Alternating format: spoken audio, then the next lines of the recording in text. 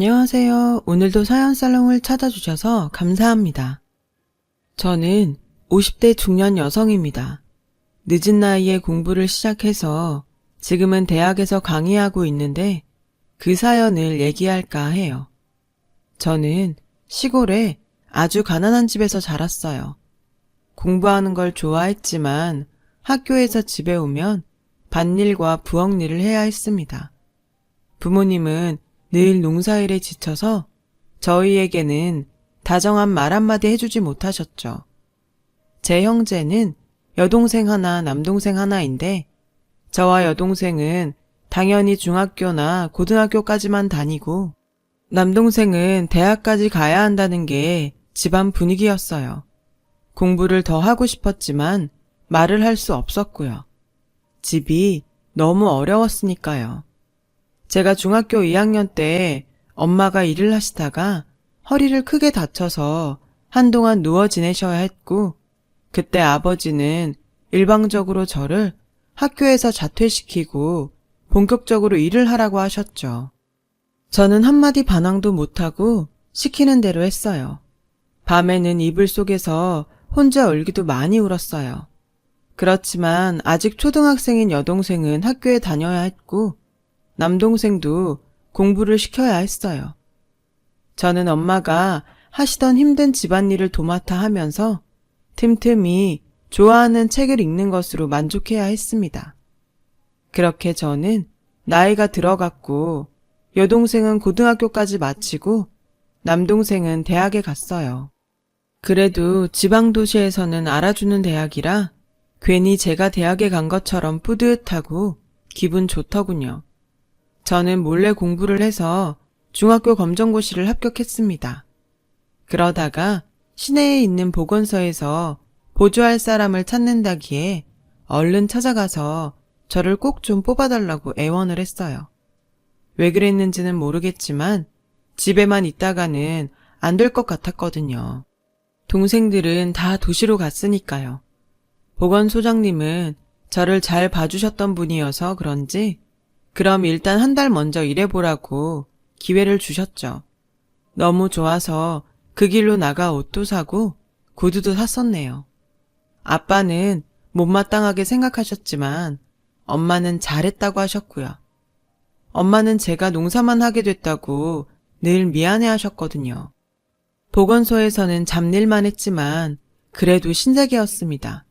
그렇게 한 달이 두 달이 되고 두 달이 세 달이 되면서 저는 결국 보건소 직원이 되었어요. 그리고 몇 달 뒤 거기서 전 남편을 만났죠. 전 남편은 중학교에 부임한 신입 국어 교사였어요.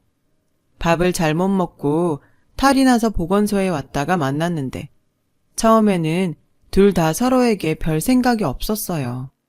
그 사람은 잔병 치레를 잘해서 감기나 소화불량으로 자주 왔습니다. 한 번은 감기에 걸려서 왔는데 한쪽에서 도시락을 먹는 저를 보며 맛있겠네요. 저는 아파서 뭘 차려 먹지도 못하고 지금껏 굶었어요. 라며 침을 꿀꺽 삼키더군요. 감기 걸리면 입맛 없어서 안 먹히지 않아요? 라고 하니 그래도 밥이나 죽은 먹고 싶죠. 라길래 저는 제 밥을 조금 덜어서 주전자에 있는 뜨거운 물을 부어 대충 말아서 김치랑 같이 주며 좀 드시고 기운 차리세요. 라고 했더니 그 사람은 한동안 멍하니 저를 보다가 잘 먹겠다고 하고는 개눈 감추듯이 먹더군요. 그때 저를 좋게 봤는지 그 사람은 저를 보러 자주 보건소에 왔어요. 학교에 동경이 남아있던 저는 교사가 제게 관심을 보이는 게 좋았고 얼마 안 가 그 사람은 제게 결혼을 하자고 했습니다. 저는 내심 걱정이 돼서 근데 종수 씨 집에서 절 좋아할까요? 그래도 종수 씨는 학교 선생님인데 저는 보건소에서 잡무만 보잖아요. 라고 하니 우리 집은 그냥 나하고 엄마한테만 잘해주면 괜찮아. 라는 거예요. 그 사람은 위로 누나만 5에 막내였고 시어머니는 혼자 되신 지 좀 되셨다고 하더군요. 처음 인사를 하러 갔을 때 5 시누이가 쭉 저를 둘러싸고 있던 그 광경이 지금도 잊혀지지 않아요. 시누이들은 형제는 몇이야? 걔들은 뒤치다꺼리 안 해도 되고?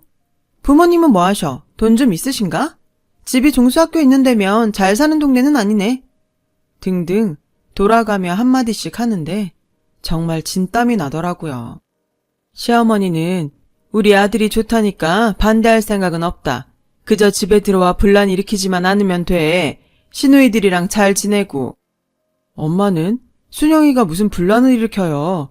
처음 만나면서 그런 말을 하면 기죽잖아. 라는 남편의 말에 얘가 벌써부터 지 마누라 편드네. 엄마가 못할 말이라도 했니? 너 그러면 안 돼. 네 마누라 미움받아. 라며 신우들이 다 들고 일어났습니다. 저는 정신을 못 차리고 얼떨떨하게 있다가 시댁을 나왔고 남편에게 누나들이 장난 아닐 것 같다고 하자 걱정하지 마. 다들 같이 살 것도 아니고 우리 집에 와서 간섭할 일 없어. 라며 저를 안심시켰어요. 그렇게 결혼 이야기가 착착 진행이 됐습니다. 엄마는 제가 좋은 신랑 얻었다고 좋아했고 아버지는 남편보다 제가 많이 기운다고 걱정은 했지만 그래도 싫지 않으신지 동네에다 선생사위 본다며 자랑을 하셨죠. 그리고 결혼식 날이 되었어요.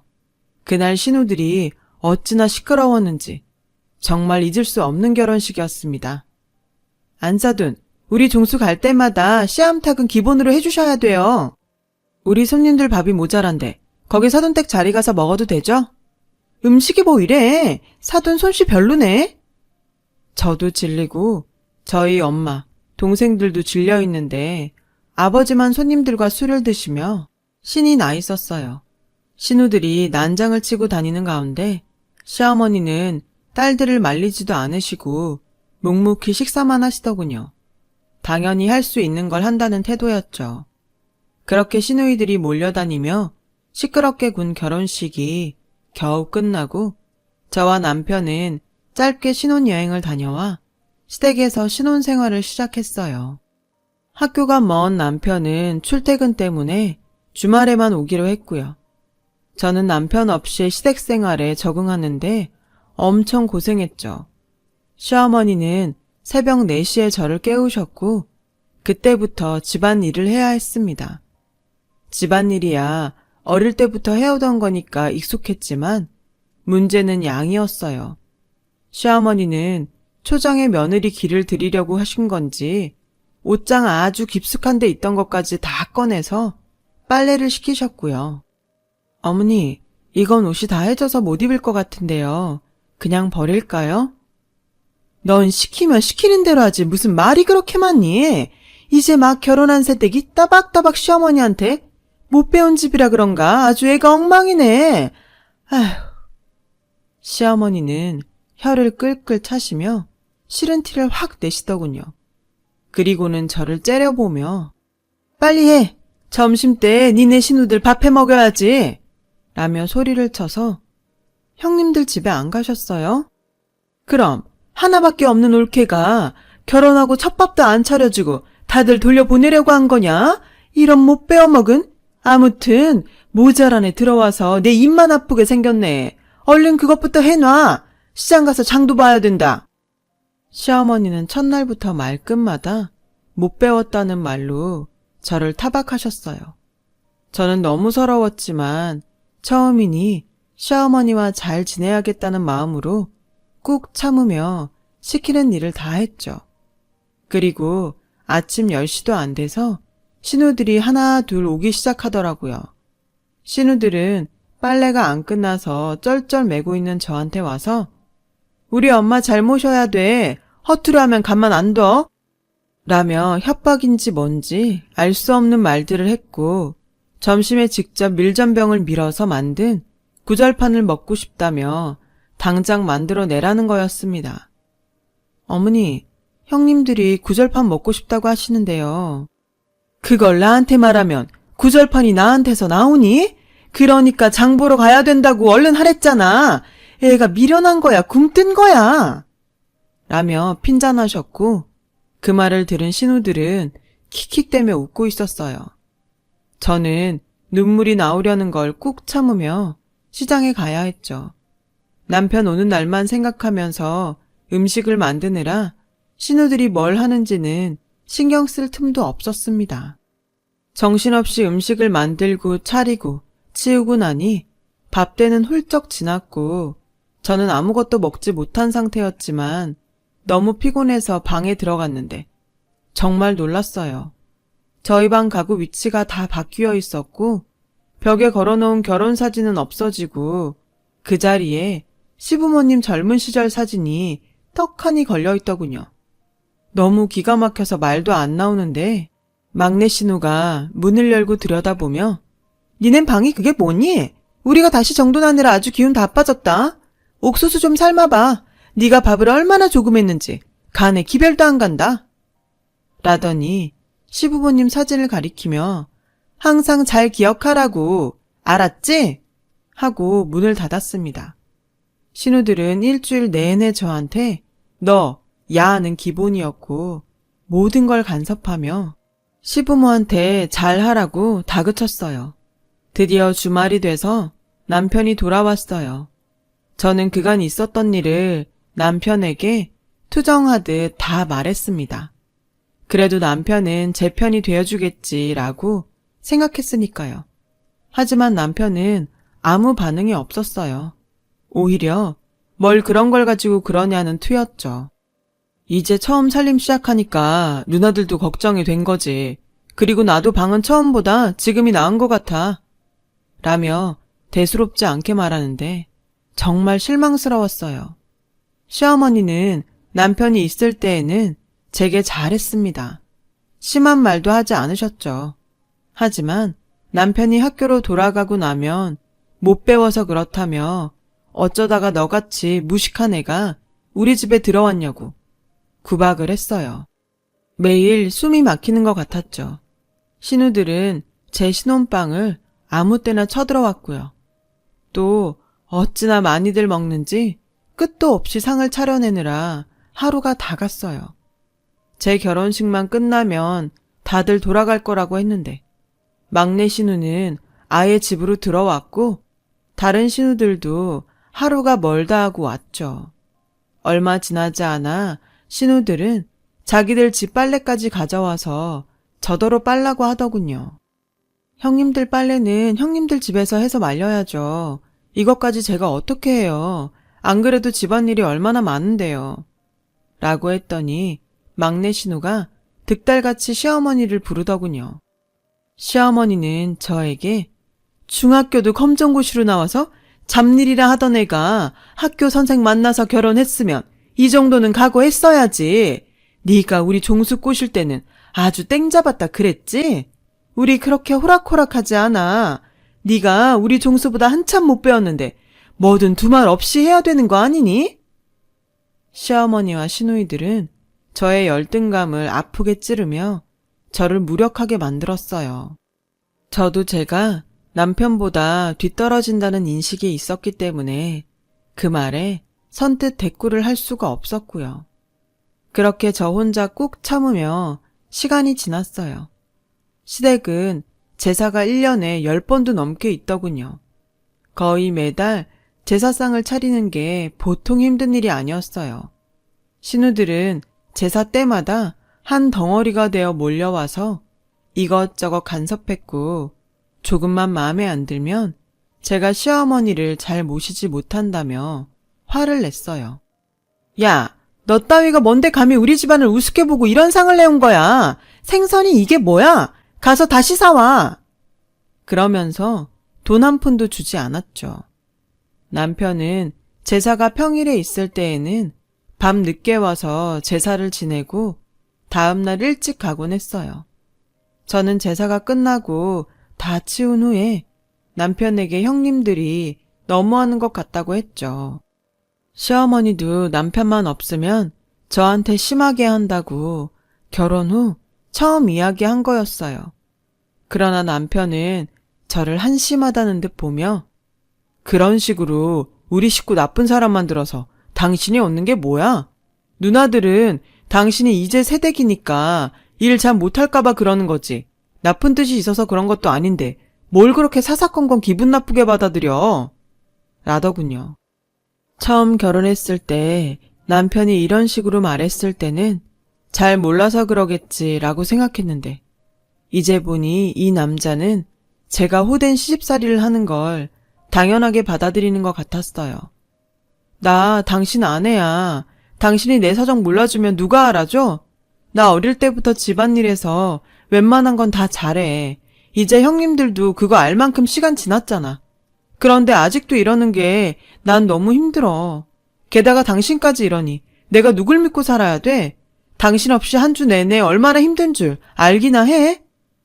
라고 했더니 남편은 버럭 소리를 지르며 내가 뭘 어쨌다고 믿네 마네 그러는데 나는 거기서 한 주 동안 놀다 오는 줄 알아? 집에 와서 쉬지도 못하고? 아유, 내가 진짜 솔직히 당신의 학교를 제대로 나오기로 했어? 뭘 했어? 그러면 집안일이라도 잘 해야 되는 게 맞는 거지. 자꾸 사람 귀찮게 하지 좀 마. 그 말을 듣는 순간 저는 남편에게 기대했던 모든 것들이 무너져 내리고 말았어요. 너무 속상하고 억울해서 밤새 소리 죽여 울었죠. 이혼 생각이 간절했지만 용기가 나지 않더라고요. 그저 시누이들이 찾아오지 않게 될 날만 기다리며 살았던 것 같네요. 하지만 제 바람과 달리 시누들은 1년이 지나도 계속 찾아와서 저를 괴롭혔어요. 조금만 자기들 마음에 안 들어도 아버지가 안 계시니까 자기네를 무시한다며 오만 성질을 다 내고 하던 일을 처음부터 다시 하게 하기도 했어요. 저는 너무 스트레스를 많이 받은 나머지 몸이 점점 허약해져 갔고 어느 주말 하혈을 하며 쓰러지고 말았습니다. 저를 돌봐주는 사람은 아무도 없었어요. 시어머니는 시누들과 시내에 외출 중이었고 저는 혼자 혼절을 했다가 깬 후 겨우 병원에 가서 임신 8주였는데 유산됐다는 말을 듣게 되었죠. 집에 돌아오니 아직 아무도 오지 않았더군요. 저는 혼자 편히 쉬고 싶어서 문을 잠그고 방에 이불을 펴고 잠이 들었어요. 얼마나 잤는지 주변이 시끄러워서 깼더니 둘째 신우가 저를 막 흔들고 있더군요. 대체 잠을 몇 시간이나 자는 거야? 때 됐는데 밥할 생각도 안 하고 얼른 일어나. 우리 다 배고프단 말이야. 저는 그저 눈만 꿈뻑이며 있다가 겨우 일어났어요. 거실에서는 시어머니와 다른 신우들이 TV를 보며 과일을 먹고 있더라고요. 저는 겨우 밥상을 차리고 돌아와 다시 누웠고 사람들이 밥을 먹는 사이에 남편이 왔어요. 저는 남편 옷을 받아주며 나 오늘 아파서 병원에 갔는데 아이 유산됐대 라고 하니 남편은 인상을 쓰며 뭐? 아니 얼마나 자기 관리를 잘못했으면 그런 일이 생겨. 자기 몸은 자기가 알아서 챙겼어야지. 당신 말이야. 집에서 뭐 하는 게 있다고 일이 그 지경이 되게 만들어. 라며 큰 소리를 냈고 그 소리에 시어머니와 시누이들이 들어왔습니다. 아이가 유산됐다는 말에 시누들은 혀를 차며 저를 째려봤고 시어머니는 화가 난 얼굴로 맨날 종수한테 우리가 일 시킨다고 불평불만 늘어놓더니 네가 아예 작정을 한 거지? 일부러 애 떨어뜨린 거 아니야? 라며 저한테 삿대질을 하시더군요. 저는 더 이상 견딜 수가 없어서 그 자리에서 가방을 챙겨 집을 나왔습니다. 당신 우리한테 시위하는 거야? 그래, 어디 나가봐. 가면 어딜 간다고? 라며 남편이 화를 내는 소리가 들렸고 막내 신우는 아니 지금 누가 잘못해서 남의 집 귀한 손 떨어뜨려 놓고 행패야 행패는. 이러고 나갈 거면 다시는 오지 마. 라며 악을 쓰더군요. 저는 그 길로 여동생이 있는 곳으로 가서 며칠을 쉬었어요. 여동생은 저를 보고 펑펑 울더니 언니, 우리 어릴 때 언니가 고생했으니까 이제 내가 갚을게. 걱정 말고 언니 배우고 싶은 거 배워. 내가 돈 대줄게. 라며 저를 꼭 끌어안았습니다. 저는 동생이 너무 고마워 눈물만 흘렸어요. 몸을 추스린 후 저는 식당에서 설거지를 하며 고등학교 과정을 공부했어요. 동생한테 너무 부담만 주기는 싫어서 조금이라도 벌었죠. 검정고시에 합격하자 여동생은 저에게 대학 입시 공부를 하라더군요. 언니가 우리 중에 머리도 제일 좋고 공부도 진짜 잘했잖아. 이제라도 아버지 눈치 보지 말고 언니 직성 풀릴 때까지 해봐. 안 되면 어쩔 수 없지만 믿져야 본전이잖아. 그리고 언니는 분명 합격할 거야. 라고 용기를 줬습니다. 쉽지 않았지만 대입 공부를 시작했죠. 그 사이 남편에게 이혼 통보서도 받았어요. 제가 일방적으로 집을 나갔으니 위자료도 줄 수 없다는 내용이 적혀 있었어요.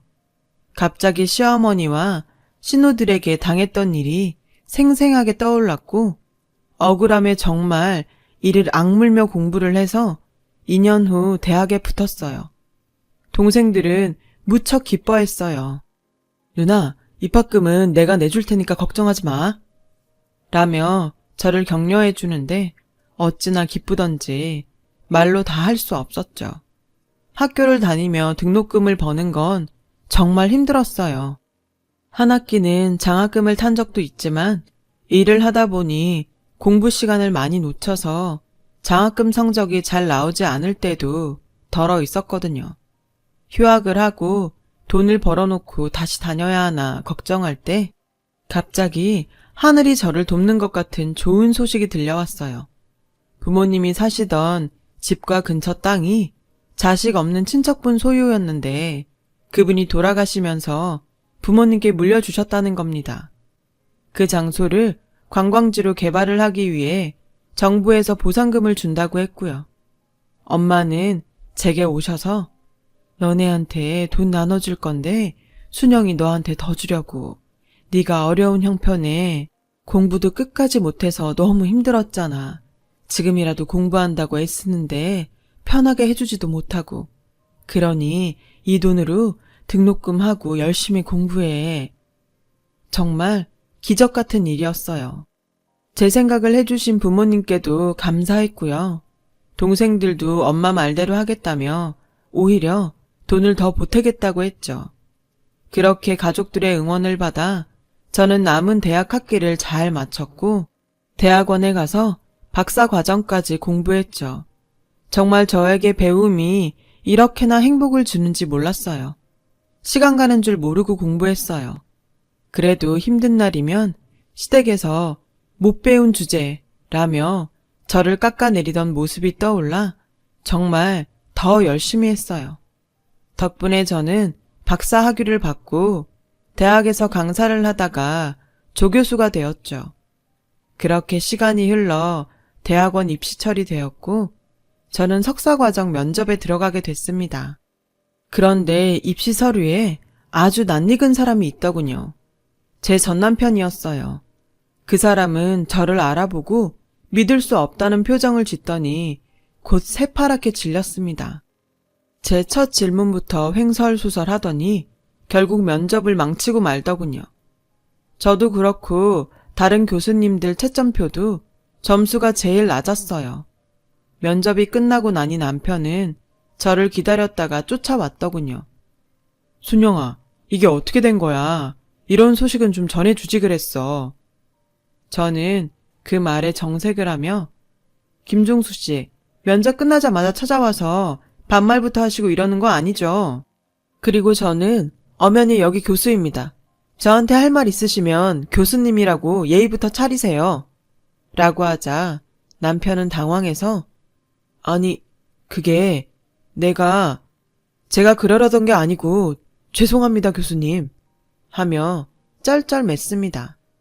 남편은 저와 이혼하고 몇 년 후 부잣집 여자와 재혼을 했는데 여자집에서 남편을 너무 무시하고 인정해주지 않아서 경영학 석사 과정을 밟으려고 왔다더군요.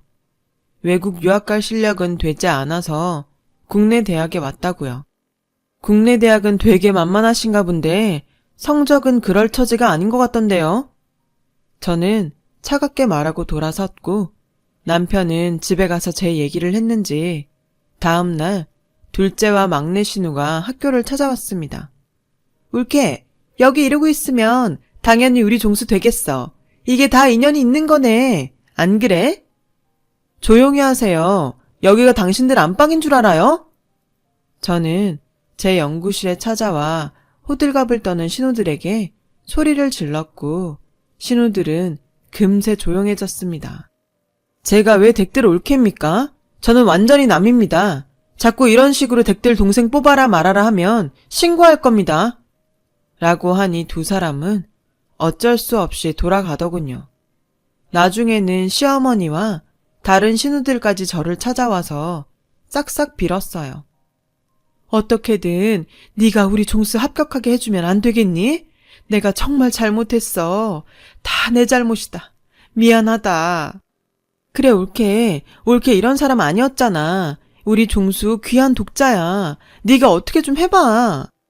할머니, 못 배우셔서 뭘 잘 모르시나 본데요. 대학원 시험이란 게 시장에서 나물 가격 흥정하는 게 아니에요. 아줌마들도 때만 쓰면 다 되는 줄 알고 사셨죠? 그렇게 무식하니 대학교까지 찾아와서 부끄러운 줄도 모르고 지네 애가 어떻네 독자네 그런 말을 하죠. 그리고 어따 대고 반말하십니까? 저는 이 학교 교수예요. 대체 뭐 하는 집안이길래 그런 기본적인 예의도 모르고 사시나요? 여기는 댁들처럼 무식한 사람들이 와서 늘어붙는다고 뜻대로 되는 데가 아니에요. 대학 때 성적하고 시험 본 걸 토대로 공정하게 뽑으니까 억지 그만 쓰고 돌아들 가세요. 그때 조교들이 경비원들을 불러왔고 시어머니와 신우들은 그들에게 붙잡혀 끌려가듯이 나갔어요. 그 모습을 보니 가슴속에 무언가 응어리진 것들이 싹 내려가는 것 같더라고요. 정말 인생은 새옹지마란 말을 실감했고요. 전 남편은 다른 지원자들보다 성적도 좋지 않았고 면접 점수도 나빠서 전반적 점수가 낮으니 결국 떨어지고 말았어요. 그 뒤로도 몇 번 저를 찾아왔지만 만나지 않았죠. 저는 지금 늦게 결혼을 다시 하고 남편과 오붓하게 잘 살고 있습니다. 제가 끈질기게 공부할 수 있었던 건 시댁에서의 일에 오기로 버텨낸 것 같아요. 그때 일이 밑거름이 되어서 지금 인생이 행복하니 이제는 저도 만족합니다. 제 인생에 자부심을 가지고 살아가렵니다. 긴 이야기 들어주셔서 감사합니다. 다들 좋은 하루 되시고 행복하시길 바라겠습니다. 여러분, 사연 댓글에 응원과 현명한 조언 부탁드려요. 좋아요와 구독은 저에게 큰 힘이 됩니다. 오늘도 좋은 일 가득하세요.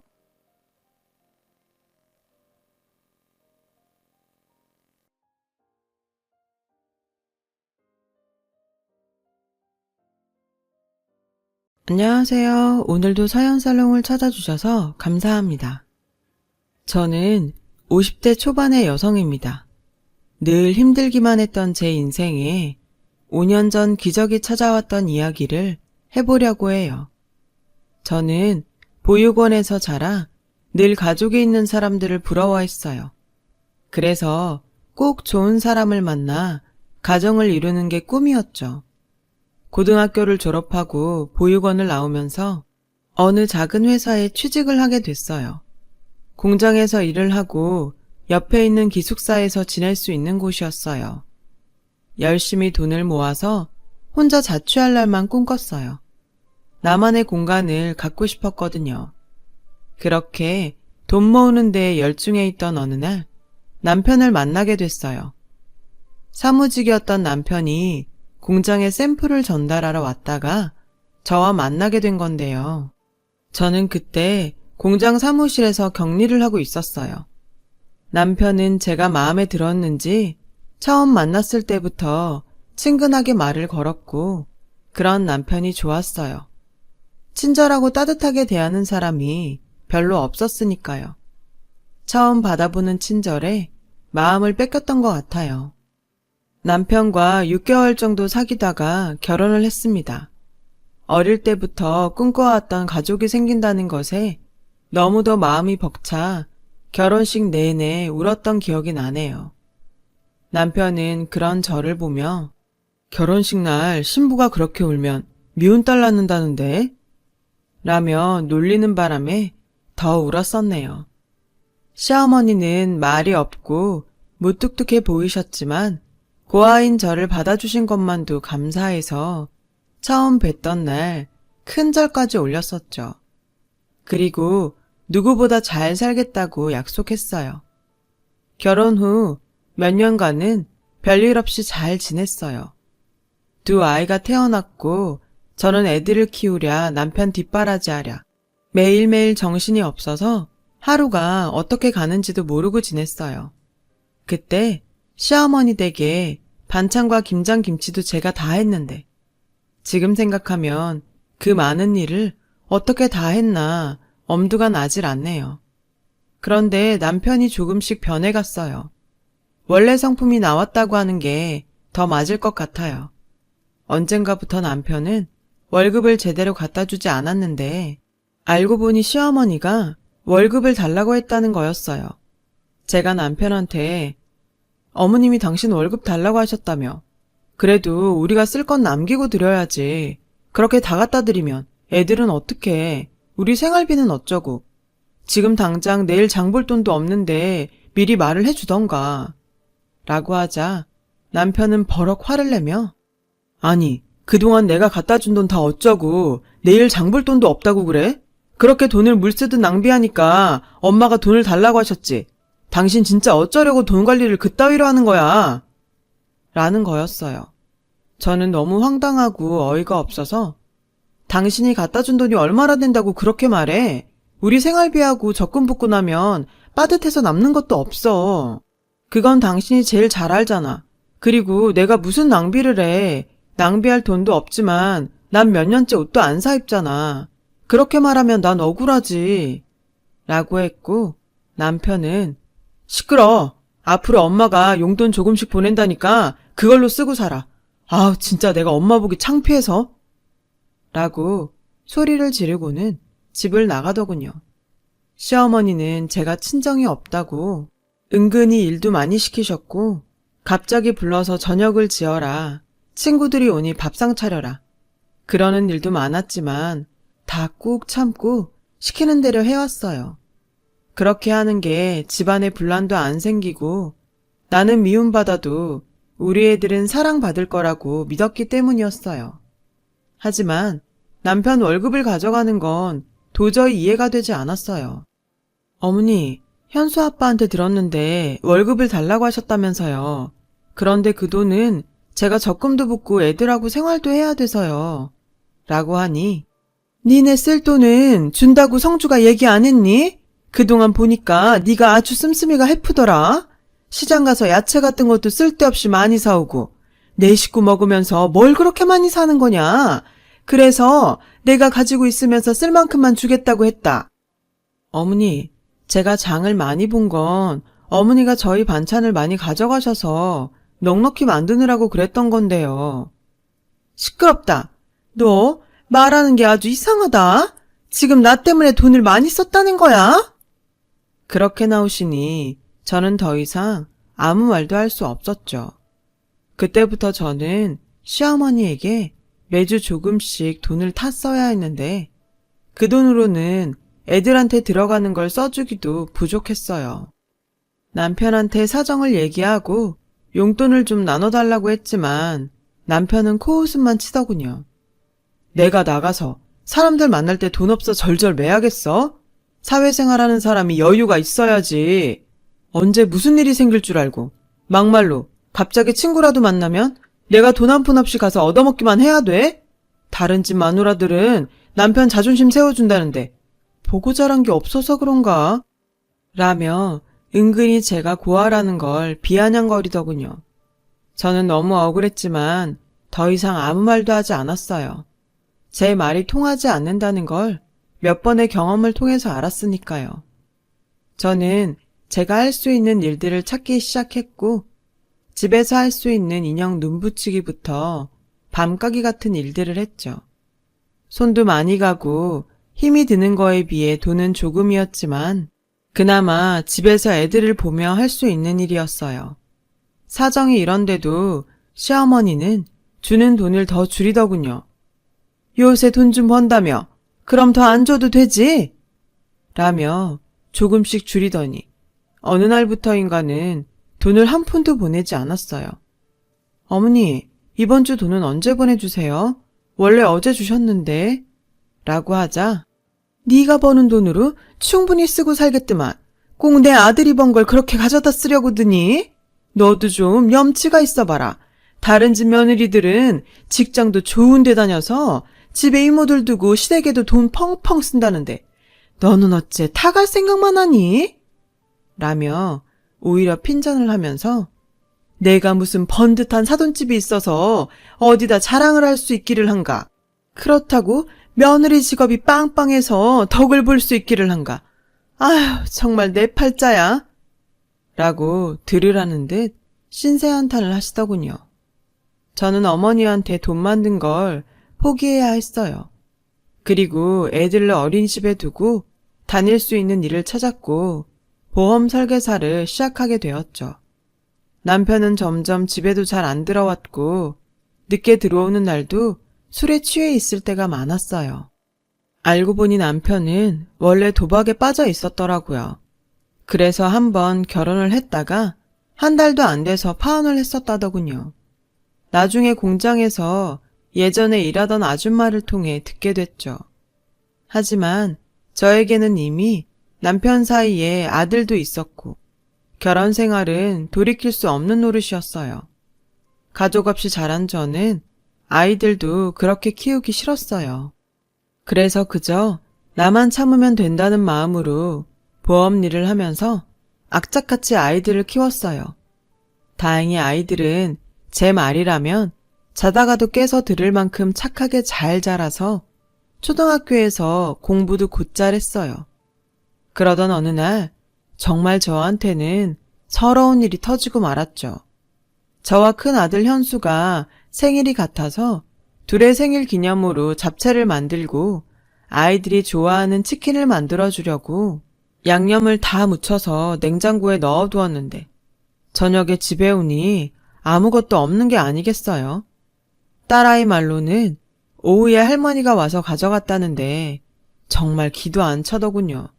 세상에 어느 할머니가 손주 생일날 선물은 못 줄 망정 생일 파티 음식을 가져가나요.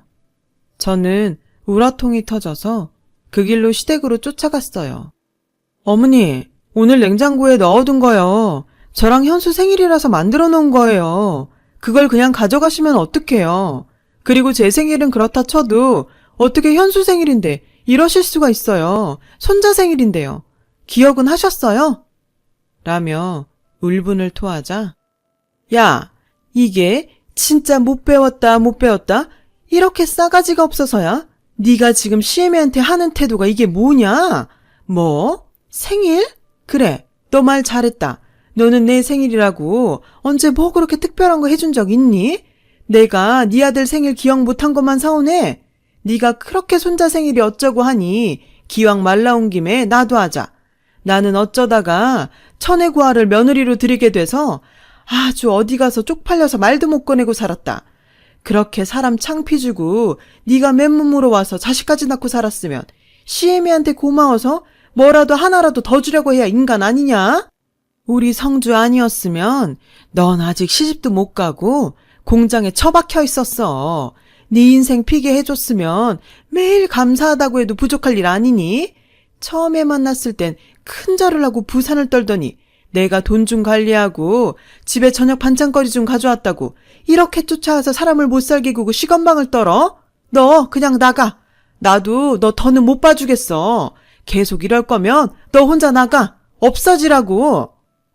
저는 애들을 두고 나가라는 말에 시어머니가 저한테 퍼부은 막말은 그저 다 흘려듣고는 집으로 얼른 오기 바빴네요. 남편은 여지없이 집에 들어오지 않았고 새벽 동틀 무렵 제가 출근을 하려고 일어날 때야 술에 취해 들어와서 씻지도 않고 잠이 들었어요. 정말 모든 걸 놔버리고 도망가 버릴까 하는 생각이 굴뚝 같았죠.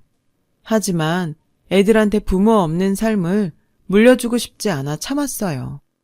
그러던 어느 날 저는 보험 계약을 하는 분과 이야기를 하다가 경찰에 가족 찾기라는 프로그램이 있어서 거기에 DNA를 등록하면 가족을 찾아준다는 말을 듣고는 경찰서를 찾아가 DNA 등록을 하게 됐어요. 혹시라도 만에 하나 내 가족 중에 누군가가 있을지 모른다는 희망을 갖고 말이죠. 그만큼 시어머니와 남편이 제게 주는 서름은 너무도 컸습니다. 하지만 시간이 지나도 연락은 오지 않았고 저도 처음에는 궁금해서 몇 번 경찰서도 찾아가 보고 먼저 연락도 해보았지만 아무 성과가 없자 그냥 포기를 하고 살게 되더군요. 그리고 몇 년 후 남편은 회사에서 정리해고를 당했어요. 전화로 딸아이에게 아빠가 정리해고 됐다며 집에 있다는 이야기를 듣고 서둘러서 들어가 보니 시어머니가 계시더군요. 저는 얼른 애들을 학원에 보냈어요. 시어머니나 남편이나 표정이 심상치 않았으니까요. 아니나 다를까 시어머니는 이제 매달 성주가 주던 월급은 네가 줘야겠다. 네가 요새는 애들 아빠보다 잘 번다는 것 같은데 난 그냥 성주가 주던 만큼만 줘도 된다. 라고 당당하게 요구하더군요. 어머니, 저는 지금 이 돈 못 드려요. 애들 학원비도 많이 나가고 앞으로 대학 보내려면 지금보다 돈도 더 필요해요. 안 그래도 요즘은 보험 계약하는 사람들이 줄어서 많이 어려워요. 그리고 저 그렇게 많이 버는 거 아니에요. 라고 하자 옆에 있던 남편이 너는 아무것도 없이 와서 이만큼 살아놓고도 네 거 챙기겠다고 이러냐? 네가 감히 우리 엄마한테 따박따박 말대답을 해? 네가 항상 이런 식으로 엄마를 대했구나? 진짜 미쳤네. 그런 식으로 말하지 마. 나도 할 만큼 했어. 이건 내가 잘 먹고 잘 살겠다는 거 아니잖아. 우리 현수랑 현아를 위해서 그러는 거라고. 어머니는 그동안 당신한테서 가져간 돈도 아직 있는데 그거 안 쓰고 모아주신다고 했다며. 그럼 지금 그 돈 쓰면 되잖아. 라고 하자 둘은 방방 뛰고 난리가 났어요. 너 진짜 간도 크다. 내가 꼭 그 돈 어디다 쓰기라도 한 것처럼 말하는구나. 넌 내 아들 돈이 그렇게 우습니? 그 돈을 막 쓰겠다고 하네 얘가. 당신 미쳤어? 어디다 대고 큰 소리야. 그럼 엄마는 현수 현아 생각 안 한다는 거야? 둘은 앞뒤가 안 맞는 말을 해가며 저를 잡아먹을 것처럼 굴었어요. 그래도 저는 물러날 수 없었어요. 제가 버는 건 분명히 한계가 있는데 시어머니가 돈을 달라는 대로 그렇게 줬다간 언제 또 낭패를 당할지 모를 일이었어요. 남편은 제가 계속 돈을 안 내놓을 것 같자 이제는 자기 용돈만이라도 달라고 압박하더군요. 그건 어머니가 전에 당신 돈 가져간 데서 주셔야 될 것 같은데 당신 돈 우리한테 쓰는 건 아까워도 당신이 쓰는 거니까 주실 거야. 근데 진짜 이 여자가 왜 자꾸 내 돈을 꺼내 쓰라고 난리야. 남편은 길길이 날뛰었고 그 뒤로 집에서 자주 행패를 부리고 돈 내놓으라고 소리를 질렀어요.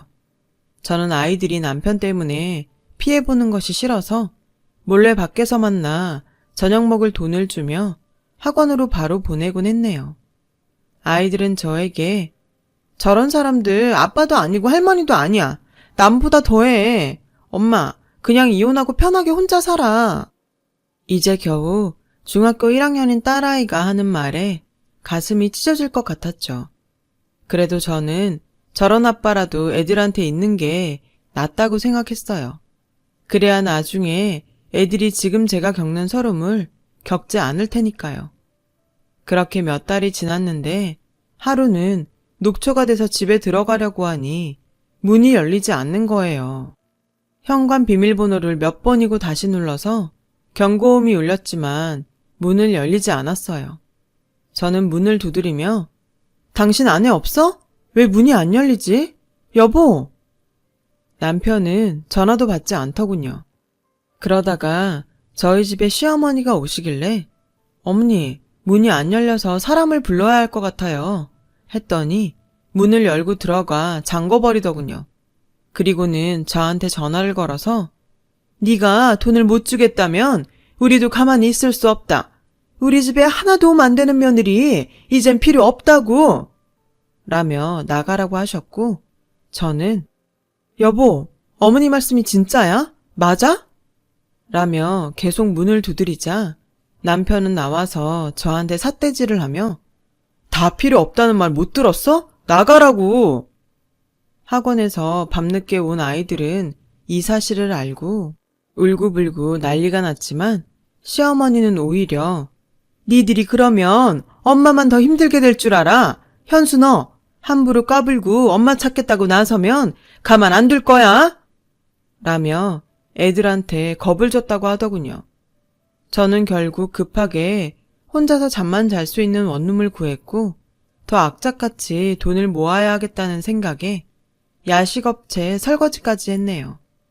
가끔 학교로 애들을 보러 가는 날이면 눈물바다가 됐죠. 애들은 자꾸 저와 살겠다고 했지만 아직 그럴 형편은 아니었어요. 저는 그저 애들에게 조금만 더 참으라고 말할 수밖에 없었어요. 그러던 어느 날 저는 뜻밖의 전화를 받았습니다. 가족 찾기에 등록한 DNA와 일치하는 사람들이 나타났다는 거였어요. 너무 믿기질 않아 경찰서로 쫓아가니 지난주에 어떤 할아버지가 어렸을 때 잊어버린 딸을 찾고 싶다고 오셨는데 DNA 검사 결과 이유미 씨 가족인 걸로 밝혀졌습니다. 라는데 정말 입이 다물어지지 않았어요. 저는 그날 제 가족이라는 분들을 만났어요. 진짜 제가 맞아요? 거짓말 아니죠? 제 가족 맞죠? 정말이죠? 제가 몇 번이고 얘기하자 그분들은 저를 껴안으며 펑펑 우셨어요. 알고 보니 제가 3살 되던 해에 할머니가 어떤 무당한테 제가 집에 있으면 가세가 기운다는 말을 듣고 가족들 몰래 저를 보육원에 버리셨다는 거예요. 할머니는 저를 잃어버렸다고 거짓말하셨다가 돌아가시기 직전 사실대로 말씀하셨다고 하네요. 그러다가 제 어머니가 중병에 걸려서 돌아가시기 전 저를 꼭 보고 싶다고 하셔서 혹시나 하는 마음에 저를 찾게 되었다고요. 저만큼이나 가족들도 힘든 세월을 보냈겠구나 생각하니 눈물이 앞을 가렸어요. 그리고 제 이름은 이유미가 아닌 박혜선이라는 것도 알게 됐습니다. 저는 가족들에게 이끌려 어머니를 보러 병원으로 갔어요. 엄마, 혜선이요. 엄마가 그렇게 보고 싶어한 혜선이 왔어요. 오빠가 하는 말에 코에 호스를 꽂고 계시던 엄마는 애써 눈을 뜨시곤 앙상한 손을 뻗어 제 손을 잡으셨어요. 엄마, 엄마. 저는 다른 말이 나오지 않아서 그저 엄마라고만 하며 울었네요. 어머니는 병원에서 제 손을 잡아보시고는 며칠 뒤 세상을 떠나셨어요. 만나자마자 이별한 어머니지만 저는 어머니를 만난 게 너무 감사하기만 했죠. 아버지는 대기업에서 임원으로 계시다가 은퇴하셨고 오빠 부부는 대학 교수이고 남동생은 치과 의사였어요. 갑자기 생긴 제 가족들은 다들 너무 근사해 기가 죽더군요. 혜선아, 널 부끄럽게 생각하면 안 된다. 넌 네가 있던 환경에서 최선을 다해 살았고 그래서 우리를 다시 만났잖니. 나는 우리 딸이 아주 자랑스럽다. 라는 아버지 말에 눈시울이 붉어졌어요. 정말 내 아버지라서 이렇게 내 마음을 알아주나 싶은 생각도 들었죠. 아버지는 엄마와 단 둘이 살고 계셨는데 엄마를 보내고 혼자가 되셨으니 당분간 저와 같이 살고 싶다고 하셨어요. 저는 그게 너무 좋기도 했지만 애들이 걸렸어요. 그래서 일단 제 사정을 오빠한테 얘기했어요. 아버지한테 말하면 충격받으실까봐 걱정이 됐거든요. 오빠는 아버지한테 말해도 괜찮을 거라면서 같이 잘 말씀드리자고 했고 제 처지를 들은 아버지는 화가 나셔서 그 자리에서 일어나 당장 아이들을 데리러 가자고 하셨어요. 저는 남동생이 운전하는 차를 타고 아버지는 오빠가 운전하는 차를 타고 그렇게 시댁 앞에 검은 세단차 2대를 몰고 갔어요. 제가 배를 누르자 시어머니는 저인 걸 확인하시고 막말부터 퍼부으셨어요. 네가 무슨 낯짝으로 여기까지 왔냐? 이제 돈 좀 내놓을 생각이 들어? 그러자 아버지가 큰 소리로 저희 손주들 데리러 왔습니다. 라고 하셨고 그 말에 시어머니와 남편이 어리둥절해서 나오더군요. 남편은 저와 제 식구들을 위아래로 훑고는 어디서 등골 빼먹을 영감이라도 구했어? 그래서 이렇게 와서 큰 소리 치는 거야? 내 자식들 그런 구질구질한 돈으로 키우게는 못하지. 라며 빈정대자 오빠가 진짜 생각하는 수준 하고는 저분이 제 아버지세요. 우리가 혜선이 가족입니다. 라며 저를 가리키자 남편과 시어머니는 어리둥절 하더군요. 오빠와 남동생이 우리 애들 옷가지와 책들을 챙기는 동안 저는 시어머니와 남편에게 제 가족을 찾은 얘기를 했죠. 제 얘기를 들은 두 사람은 얼굴이 하얗게 질려서 아버지를 보다가 점점 고개를 숙이더군요. 아버지는 돈 때문에 항상 걱정이 많으신 것 같으니 이제 제 손주들은 제가 챙기겠습니다. 그동안 제 딸한테 하신 것에 대해서는 차차 어떻게 할지 변호사와 상의할 거고요. 라고 하셨고 변호사 소리를 들은 시어머니와 남편은 표정이 구겨졌어요. 오빠와 남동생이 애들 짐을 다 챙겨 나오자 시어머니는 다급하게 저를 붙잡고 예, 우리 얘기 좀 하자. 그래도 너 갈 데 없을 때 우리가 받아줘서 여태까지 살았잖아. 아버님 오해 안 하시게 말씀 좀 잘 드리고 하는데 오빠가 시어머니 손을 탁 치며 남의 동생 함부로 잡지 마시죠. 그리고 받아줘요. 어디서 그런 말씀을 하시죠? 제 동생이 결혼을 했지 이 집에 일하러 들어온 일꾼입니까? 사람이 힘없다고 막대하고 그러는 거 아닙니다. 라며 차갑게 말하자 시어머니는 절절 매기 시작했어요. 예, 내가 정말 큰 실수를 했다. 정말 미안하다. 내가 잘못했어. 여보, 내가 미안해. 당신이 돈 안 준다니까 그만 욱해서. 정말 내가 바보 같았어. 미안해. 저는 너무 기가 막혀서 돈을 안 준다고 해서? 당신이 어떻게 그런 말을 해? 난 당신이 본 돈 거의 만져보지도 못한 사람이야. 그런데 내가 아이들하고 먹고 살겠다고 한 돈을 안 준다고 사람을 그렇게 내쫓아? 그것도 일하고 들어오는 사람을? 나 이혼 소송할 거니까 그렇게 알고 있어. 저는 애들을 데리러 학교로 갔고 갑자기 외할아버지와 외삼촌이 생긴 아이들은 어안이 벙벙했지만 곧 너무 기뻐하며 좋아해줬어요. 그리고 시어머니와 남편은 몇 번이고 제게 연락을 하고 찾아오기도 했지만 만나지 않았어요. 한 번은 제가 오빠 부부와 백화점에 갔는데 어떻게 알고 시어머니가 저희를 쫓아오신 거예요. 그래서 오빠가 무슨 얘기할 건지 드러나 보겠다며 같이 백화점 커피숍으로 들어갔죠. 그랬더니 시어머니는 저희도 쟤하고 잘 지냈는데 아들이 회사를 그만두면서 문제가 생긴 거예요. 용돈을 안 주겠다고 하니 불화가 좀 있었고 저도 남들 다 받는 폐물이니 예단 못 받고 며느리 맞았는데 제 입장은 생각 안 하시고 무조건 안 좋게 보시니 억울하네요. 라며 눈물을 찍어내는 거였어요. 그러자 오빠는 좋습니다. 그 용돈이란 거에 폐물 예단해드리고 저희도 가정폭력과 협박으로 아드님 사돈분 정식으로 고소하겠습니다. 라고 하니 시어머니는 아니 그러시면 얘기가 틀려지죠. 라며 언성을 높이려는데 오빠는 다 들리게 큰 소리로 지금 혜선이 이혼 변호사 만나고 있는데 애들 증언이 굉장하더군요. 하루가 멀다 하고 술 마시고 도박하고 집에 안 들어오는 아버지에 집에 있는 애들 간식까지 쓸어가고 돈 한 푼 안 보태면서 엄마를 부려먹는 할머니. 이 정도면 이혼 사유로 차고 넘친답니다. 그리고 집 현관 번호까지 바꾸고 못 들어오게 해서 1년 가까이 밖에서 살게 했죠? 이런 것도 다 죄가 될 수 있고 위자료 받아낼 수 있다고 하던데 저희는 그대로 다 진행할 겁니다. 그러니까 그렇게 알고 계세요. 억울하다는 시어머니 말에 기가 차서 저도 한마디 했어요. 어머님 집에는 최신형 에어컨에 제일 큰 냉장고까지 있고 부엌도 최신식으로 다 뜯어 고치셨던데요. 우리 애들 낡은 에어컨 안 돌아가서 더워서 힘들어할 때 언제 한번 들여다보기라도 하셨어요? 어떻게 이렇게 뻔뻔하세요? 이제 와서 제가 친정이 생기니까 이런 식으로 돌변하시다니 정말 너무 유치하고 우습네요. 그 미안하다는 말도 못 믿겠으니까 나중에 법정에서 만나죠. 라며 소리 질렀고 시어머니는 주변에서 다 쳐다보자 얼굴을 숙이고 서둘러 나갔네요.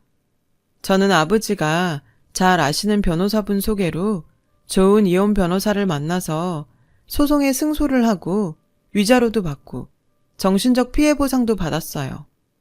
지금은 아이들도 다 대학 가고 저는 인생 처음으로 매일 편안한 생활을 하고 있어요. 이런 든든한 가족들이 있다는 게 살아가면서 이렇게나 힘이 된다는 걸 몰랐어요. 가지고 있을 땐 모른다고 하던데요. 많은 분들께서 가족이라는 존재가 원래 있었기 때문에 너무도 당연한 거라 소중함을 저만큼은 못 느끼실지도 모르겠어요. 오늘은 더 따뜻한 마음으로 가족들 한 번 더 생각해 보시는 건 어떨까요? 저 같은 사람도 웃을 날이 오니 사연 들으시는 분들에게도 좋은 일들 생기셨으면 좋겠다는 마음으로 이 이야기를 하게 됐습니다. 그럼 다들 행복하세요. 들어주셔서 감사합니다. 여러분, 사연 댓글에 응원과 현명한 조언 부탁드려요. 좋아요와 구독은 저에게 큰 힘이 됩니다.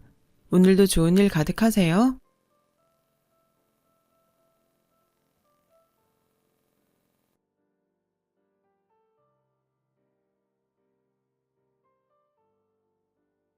안녕하세요. 오늘도 사연 살롱을 찾아주셔서 감사합니다. 경기도에 살고 있는 50대 초반의 여성이에요. 제가 겪은 일이 하도 기가 막혀서 덮어두고 살다가 화병이 날 것 같아 이렇게 글을 적어보네요. 제게는 동갑내기 남편과 아들 둘이 있어요. 남편과는 20살 때 과자 공장 알바를 하다가 만났어요. 저는 간호대를 가고 싶었지만 대학에 뚝 떨어지는 바람에 공장에 나가게 되었죠. 그렇다고 가난한 살림 때문에 식구들을 먹여 살리려고 공장 일을 했던 건 아니에요. 그냥 재수학원 비용이라도 벌어볼까 하고 시작한 거였죠. 남편은 그곳에서 제일 오래 알바를 한 고참이었어요. 공장 일 해보신 분들은 아실 거예요. 컨베이어 벨트가 얼마나 정신없이 돌아가는지를요. 정말 손이 보이지 않을 정도로 빨리 움직여야 했어요. 게다가 전 일머리가 없어서 남보다 느리고 실수도 많았죠. 당시 공장 직원들 중에는 진짜 무서운 호랑이 아줌마가 한 분 계셨는데요. 저한테 늘 이러셨죠. 이렇게 손이 느려 터져서 뭘 하겠단 거야. 너한테 시키느니 거북이를 쓰겠다. 너 이러고도 월급은 받니? 아, 내가 사장이면 너 당장 자른다. 아줌마는 절 볼 때마다 한 소리를 했어요. 분명 다른 사람들도 실수를 하는데 늘 저한테만 핀잔을 줬죠. 그럴 때마다 제 편을 들어준 건 남편이었어요. 아이 참 누님, 원래 처음에 일 배울 땐 다들 실수하잖아요. 그때 제가 밀가루 한 포대 다 버린 거 생각나요 안 나요? 그러니까 넓은 아량으로 봐주세요. 남편은 넉살이 좋아서 공장 사람들 사이에서도 인기가 많았어요. 그래서 제 또래 공장 여직원들 대부분은 남편한테 호감을 가지고 있었죠. 게다가 남편은 키도 크고 얼굴도 남자답게 생겼거든요. 그런 남편이 유독 저만 챙기니 주변에선 시샘도 대단했죠. 남자라고는 아빠와 친오빠밖에 모르고 살았던 저는 남편의 특별 대우에 혹했고 결국 사랑에 빠지고 말았어요. 저는 남편한테 잘 보이려고 눈썹도 매일 정리하고 머리에 뽕까지 넣었어요. 그리고 얼마 지나지 않아 남편은 제게 데이트 신청을 했고 그날 이후 우린 연인으로 발전하게 되었어요. 일과 연애를 병행하며 전 6개월 정도 공장에서 일을 했어요. 당시에 저는 너무 어렸던 탓에 남녀가 사귀면 당연히 결혼을 해야 하는 줄 알았더랬죠. 연애도 순조로웠기에 이대로 결혼까지 가도 괜찮겠다 생각하고 있었어요. 그런데 문제가 생긴 거예요. 저희 집에선 제가 재수학원비를 벌려고 일을 한다고 알고 있었는데 시간이 지나도 학원 등록을 안 하니 이상하게 생각한 거죠. 결국 전 부모님한테 사내 연애를 하고 있다는 걸 들키고 말았어요. 부모님은 당장 공장 일 그만두라고 하셨죠. 지 힘으로 벌어서 공부한다길래 놔뒀더니 공부는 안 하고 연애질만 하고 다닌다고 단단히 화가 나신 거죠. 일이고 연애고 당장 그만두지 않으면 머리를 다 깎아버리겠다고 화를 내셨어요. 솔직히 저희 집은 그렇게 어려운 형편은 아니었어요. 그런데도 제가 제 힘으로 공부하겠다고 하니 부모님께서는 절 기특해 하셨던 거죠. 그런데 이렇게 실망을 안겨드렸으니 화가 나실 만도 하죠. 전 남편에게 집안의 반대 얘기를 했어요. 그랬더니 남편이 양복을 차려입고 저희 집에 당장 찾아왔지 뭐예요. 당당히 교제를 허락받겠다고 말이에요. 전 걱정이 앞섰어요. 이런다고 뭐가 달라질까 생각했거든요. 그런데 제 예상과 달리 부모님께선 남편의 이런 박력 있는 행동에 반한 것 같더라고요. 전 이런 결과에 솔직히 어리벙벙했죠. 미연이가 꼭 간호대에 갈 수 있도록 제가 옆에서 최선을 다해 돕겠습니다. 그러니 미연이랑 결혼을 전제로 교제하는 걸 허락해 주세요. 남자답게 당당하게 교제 허락을 구하는 남편의 태도에 전 내심 감동을 받았어요. 그리고 그런 남편의 마음이 부모님께도 닿았는지 우린 교제를 허락받을 수 있었어요. 대신 전 공장을 그만두고 재수학원에 등록을 하게 됐고요. 원래 대학에 뜻이 없던 남편은 저를 보고 자극을 받았는지 제가 다니는 학원에 등록을 하더라고요. 그런데 이게 웬걸? 타고난 머리가 좋은 건지 평생 공부랑 담 쌓고 살았다는 사람 성적이 엄청 잘 나온 거예요. 해보니 재미도 있고 적성에 맞더라나요. 암튼 남편은 서울에 있는 중상위권 대학에 턱하니 합격을 했어요. 저 역시 제가 원하던 대학에 간호학과에 합격했고요. 이 소식에 가장 기뻐한 사람은 시어머니였어요. 그 집안에서 대학에 들어간 건 남편이 처음이었던 거죠. 덕분에 전 결혼도 하기 전부터 시어머니의 사랑을 받을 수 있었어요. 널 만나서 우리 아들이 이렇게 대학 문턱도 밟아보는구나. 내가 우리 집에 굴러들어온 복덩인가 보다. 그렇게 우린 학업과 사랑 두 가지를 모두 쟁취할 수 있었어요. 남편과 저는 대학생활 중에도 알콩달콩 연애를 이어갔어요. 그리고 대학을 졸업하자마자 결혼식을 올렸어요. 우리 부부는 소문난 인기 커플이었죠. 서로가 첫사랑이었거든요. 너희같이 한결같은 부부는 처음 본다. 어쩜 만난 지 오래됐는데도 그리 애틋하니? 친구들은 우리 부부를 부러워했어요. 전 그럴 때마다 가슴 뿌듯했고요. 결혼을 하고 얼마 안 돼 저는 임신을 했어요. 남편은 늦게 배운 학문에 빠져 대학원까지 다니고 있었죠. 그런 탓에 우리는 양가 부모님한테 용돈을 받으며 생활해야 했어요. 남편이 그간 해온 게 아까워 공부를 포기 못하겠다고 했거든요. 물론 친정이나 시댁에서 잘해주셨지만 그래도 임산부가 먹고 싶은 게 얼마나 많겠어요. 하지만 우리 둘 다 벌이가 없으니 딸기 하나 사 먹는 것도 눈치가 보이더라고요. 게다가 첫애 입덧 때는 어찌나 소고기가 먹고 싶던지. 원래 임신을 하면 생전 안 먹던 음식이 땡긴다고 하잖아요. 그러던 어느 날이었어요. 글쎄 남편이 소고기 등심을 사왔지 뭐예요. 주머니 사정이 뻔한데 말이죠.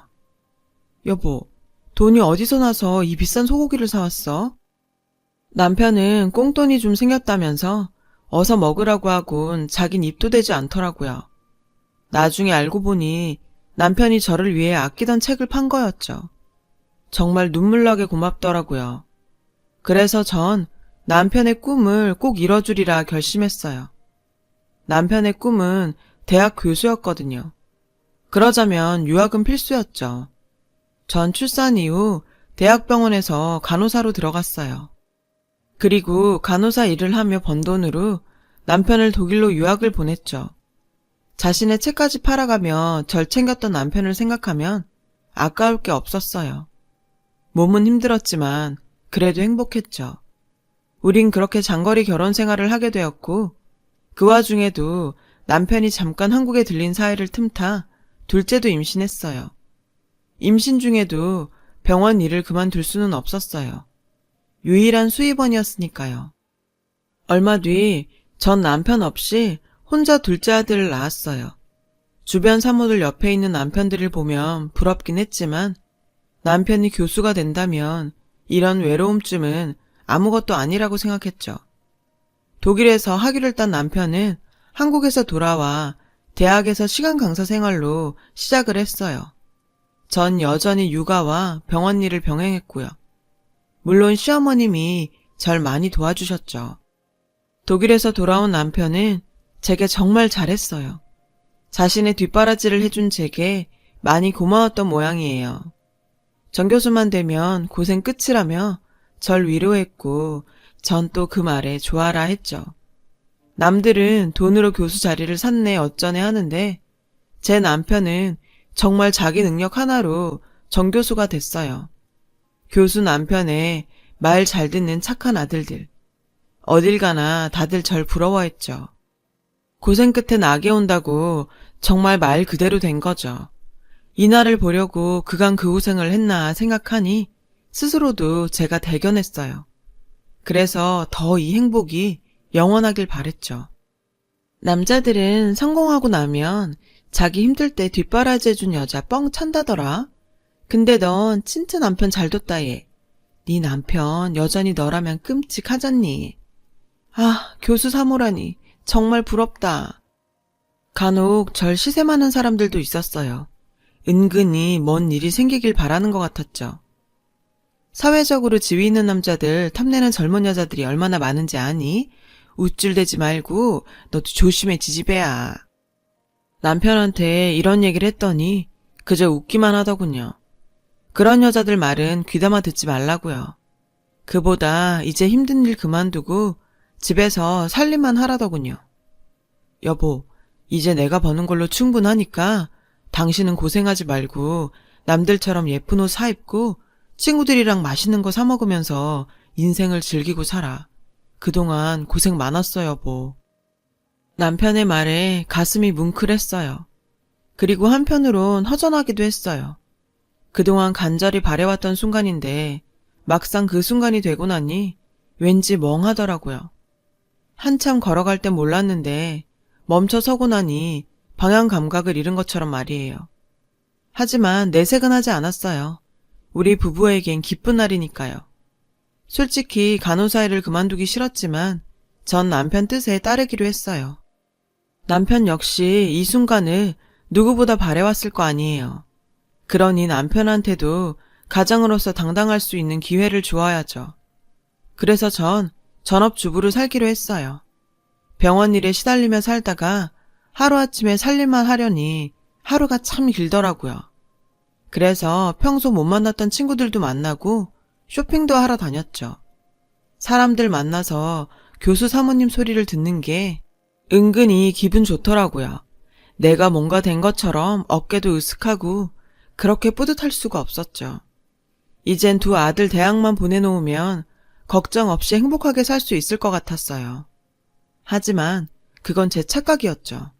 행복은 그리 오래가지 않았거든요.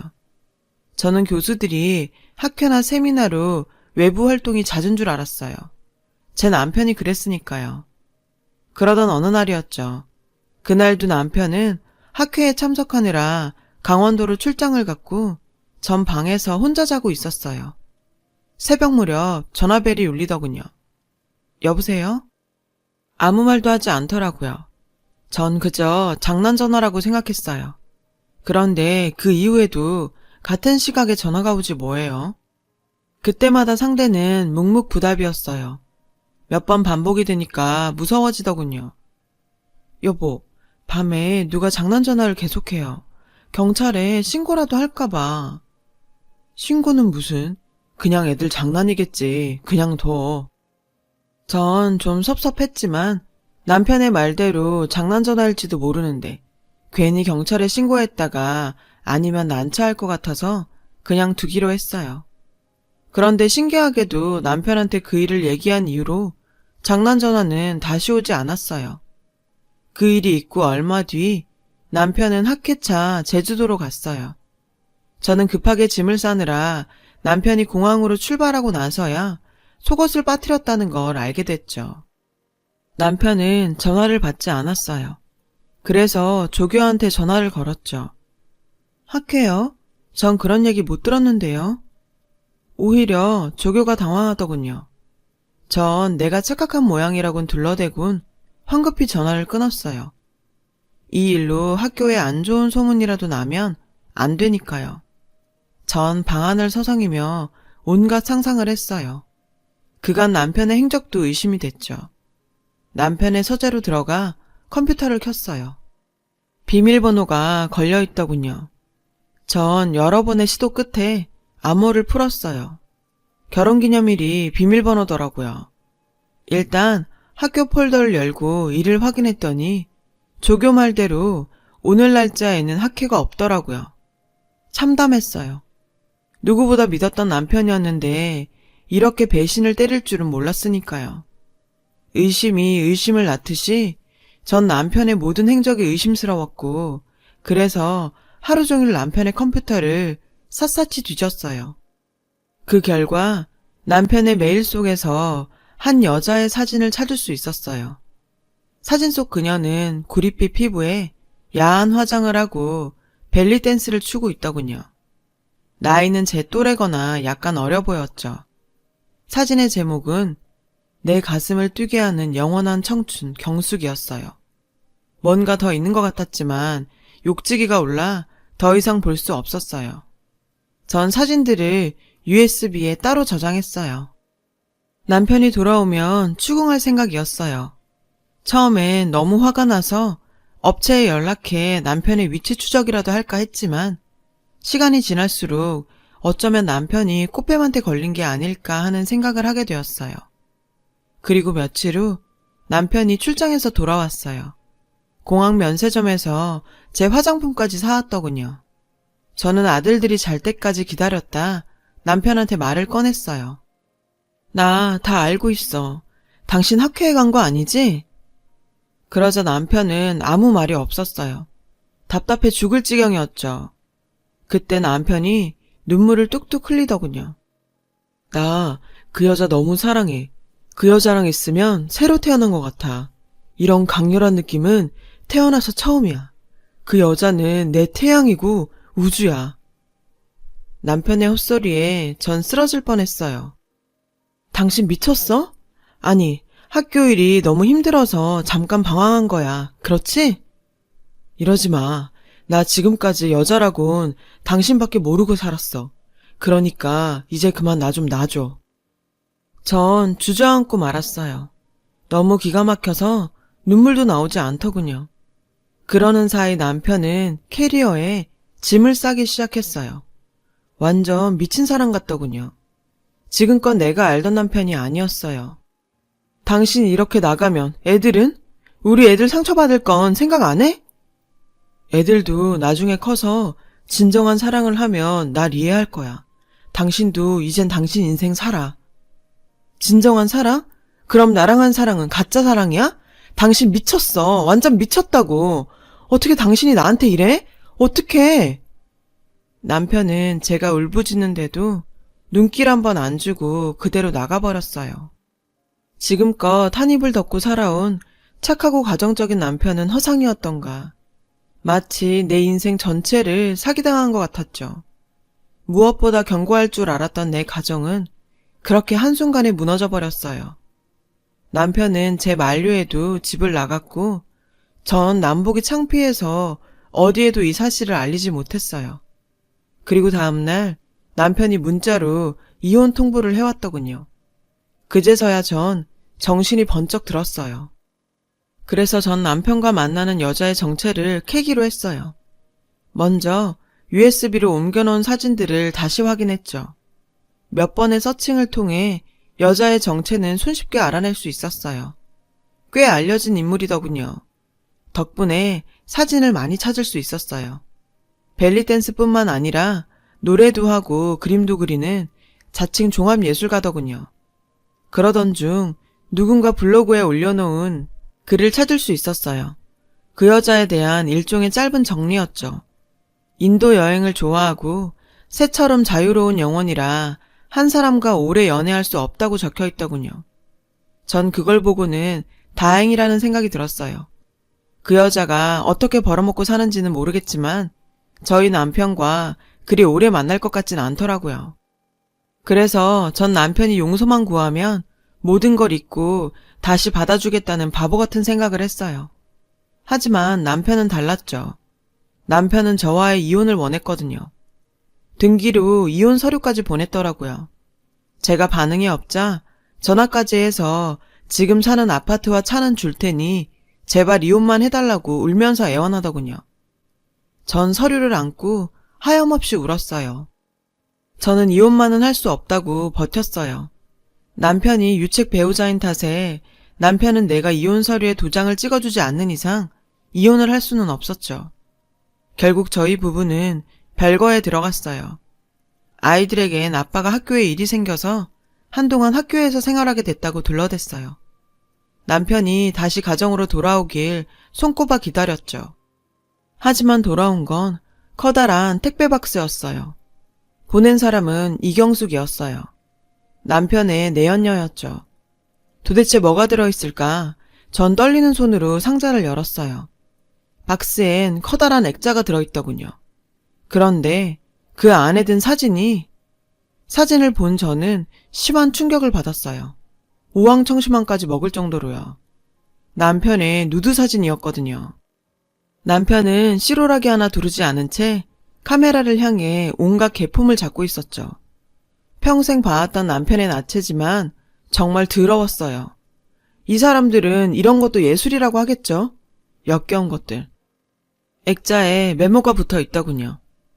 아래 계좌로 5천만 원 즉시 입금 바람. 그때 시어머니가 집으로 들이닥쳤어요. 남편이 집을 나간 것을 알게 된 거죠. 어머님은 절 잡아먹을 듯 눈을 붉혔어요. 네가 어떻게 했길래 그 착한 애가 집을 나가니? 학교에 소문이라도 나면 어쩌려고? 팔은 역시 안으로 굽더군요. 그렇게 절 아끼던 시어머니가 모든 걸 제 탓으로 돌리더군요. 전 숨길 이유도 변명할 이유도 없었어요. 그래서 다 불어버렸죠. 어머니, 그 착하던 어머니 아들이요. 바람이 났어요. 그러니까 저한테 이러지 마시고 아들한테 가보세요. 시어머니는 제 말에 놀란 기색이었어요. 하지만 이내 꽃뱀에 꿰매 빠져 잠시 정신을 파는 걸 거라고 하더군요. 도통 말이 안 통했죠. 전 결국 시모에게 남편의 누드 사진을 보여주었어요. 에그머니나, 도대체 이게 뭐니? 시모는 아랫도리가 훌렁 드러난 남편의 누드 사진을 보곤 그대로 주저앉더군요. 5천만 원은 또 무슨 소리냐? 이 돈은 안 보내면 사진이라도 뿌리겠단 거냐? 아마도 그런 것 같아요. 시모는 갑자기 제 손을 꼭 잡더니 일단 사람부터 살려야 하지 않겠냐며 5천만 원부터 구해놓으라더군요. 솔직히 그 돈 5천만 안 될 수는 있어요. 하지만 전 그러기 싫었어요. 여자에 미쳐서 내 뒤통수를 친 남편놈도 싫고 저한테 미안하다는 말은커녕 아들 걱정만 하는 시어머니가 얄미웠거든요. 그래서 될 대로 되라고 들참이었어요. 학교에 이 사진이 퍼지기라도 하면 우리 아들 교수 인생은 어떡하니? 아이고, 우리 아들 총장까지 시켜야 하는데. 끝까지 잘난 자기 아들 걱정이더군요. 전 시어머니한테 그년한테 줄 돈도 없지만 있다 해도 절대 줄 생각이 없다고 말했어요. 그랬더니 시어머니는 분통을 터뜨리며 화를 내더군요. 그렇게 한참을 악다구니를 쓰다가 집으로 돌아갔어요. 며칠 뒤 내언니한테 전화가 왔어요. 남편네 학교 앞 카페에서 만나자더군요. 실제로 만나보니 제 또래 같았어요. 치렁치렁한 생머리에 가슴골이 드러난 원피스까지. 딱 예쁜 여자 스타일이었죠. 돈은 언제 입금해 줄 거죠? 내가 돈을 왜 줘? 당신 미쳤어? 제 말에 여자가 코웃음을 치더군요. 맡긴 돈 찾는 사람처럼 당당한 태도에 전 부하가 치밀었어요. 당신 남편 개털이더라. 그러니 당신이 줘야지. 사진값 안 주면 나도 어쩔 수 없어. 남편 직장 잃는 꼴 보고 싶어? 아무래도 이 여자는 상습범 같았어요. 하지만 저도 만만한 사람이 아니에요. 마음대로 해. 내가 왜 이런 얘기를 들어야 하는지 모르겠네. 근데 상간녀에서 반반한 줄 알았더니 자글자글한 늙은 아줌마가 나왔대. 그리고 당신 지금 나 협박한 거 맞지? 내가 작정하고 걸면 당신 콩밥 먹게 될 텐데 어때? 먹여줄까? 여자는 당당한 제 태도에 기가 눌린 듯 보였어요. 하지만 이내 가방에서 여러 장의 사진을 꺼내더군요. 모두 남편의 나체 사진이었어요. 사진 중에는 남편이 여자 옷을 입고 있는 것도 있었죠. 이거 당신 아들들이 보면 어떤 반응을 보일까? 궁금하네. 자식들이 받을 상처도 생각해야지, 안 그래? 자기 아빠가 저런 인간인 걸 알면 기분이 어떻겠어? 아, 불쌍해라. 그러니까 아줌마, 그 꼴 보기 싫으면 당장 돈 보내. 저는 너무 화가 나서 그 여자의 면상에 마시던 냉커피를 부어버렸어요. 그때 카페로 남편이 뛰어들어왔어요. 남편은 땀을 뻘뻘 흘리고 있더군요. 여보. 남편은 절 보고는 놀랐어요. 그때 학생 몇몇이 남편을 보곤 인사를 했어요. 상황이 상황인지라 남편은 당황했죠. 그러자 여자는 미친 듯이 웃었어요. 나한테 이런 짓을 하고도 무사할 줄 알아? 당장 사과해. 여자가 절 똑바로 쳐다보며 사과하라고 소리쳤어요. 전 무시하고 가려고 했죠. 그런데 남편이 절 잡더군요. 여보, 사과해. 당신이 잘못했네. 아무리 화나도 사람한테 커피를 쏟으면 안 되지. 남편의 말에 전 억장이 무너졌어요. 그래도 난 가정을 지키려 이 무례한 여자까지 상대했는데 남편은 오직 자기 체면만 중요했던 거죠. 이런 인간을 믿고 살았다니. 교수? 그깟게 뭐라고. 자기가 산 똥도 혼자 못 치우는 주제에. 결국 전 집으로 돌아와 아이들에게 모든 사실을 알렸어요. 뒤늦게 알고 상처받을 바엔 차라리 제 입으로 말하는 게 낫다고 생각했거든요. 예상대로 아이들은 충격을 받았어요. 정신을 차리고 이혼 변호사를 찾아가 이혼 서류를 작성했어요. 그날 밤 상간녀한테 모든 걸 빼앗긴 남편은 뒤늦게 절 찾아왔더군요. 여보, 미안해. 내가 진짜 미쳤었나 봐. 왜? 그년이랑 살지? 호구처럼 다 털어먹히고 나니까 이제 집 생각이 나디? 여기가 어디라고 기어들어와? 아이들은 남편을 보자 쏘아보다가 방으로 들어가 버렸어요. 남편이 아이들 방문을 두드렸지만 문은 열리지 않았죠. 아들이 대신 밖에 대고 소리를 치더군요. 역겹다고요. 그 말에 남편은 아이들 방문 앞에서 오열을 했어요. 악어의 눈물 같았죠. 남편의 얼굴에 이혼 서류를 집어 던졌어요. 그리고 말했죠. 당신 이혼해주지 않으면 상간녀가 준 사진 학교에 보낼 거야. 그럼 당신이 그 애지중지하는 교수 더 이상 못해. 결국 남편은 공동명의로 되어 있던 아파트와 차를 제게 넘기고 이혼 서류에 도장을 찍었어요. 이제 정말 끝이 난 거죠. 뒤늦게 시어머니가 찾아와 용서를 빌었어요. 이제 그 여자가 이 집에 찾아올 일은 없을 거다.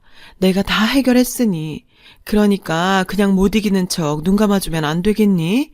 착한 네가 한 번만 더 양보해다오. 응? 전 딱 잘라 거절을 하곤 시어머니와 남편을 집에서 내쫓았어요. 얼마 뒤 남편한테 전화가 왔더군요. 남편은 시어머니 집을 담보로 대출받아 상간녀에게 5천만 원을 줬다고 하더군요.